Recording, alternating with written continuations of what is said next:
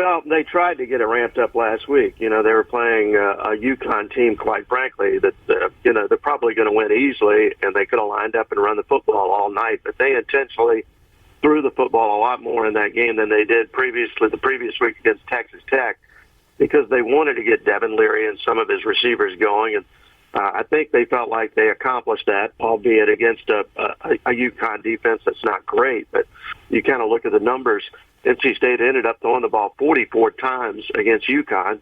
The week before, they only threw the ball 24 times against Texas Tech. They decided they wanted to establish the run. I think they looked at those numbers and say, we got to put the ball in Devin Leary's hands, and we got to get him into a rhythm and build some chemistry with his receivers, because they have some younger receivers that are a part of the rotation this season that weren't there previously. And so I think in that regard, it was mission accomplished last week. They were able to throw the ball around a little bit and mix it up. They had 5 different receivers who caught 5 balls.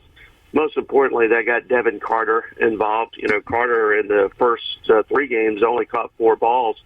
He had 5 catches against UConn, and, he was a mainstay in their receiver rotation last year. And, in fact, he had 2 touchdown catches against Clemson in their victory over the Tigers here in Raleigh, including the game winner in double overtime. So Carter is a big, strong, physical receiver, or a possession receiver that they needed to get involved in the offense, and that they certainly were able to do that last week.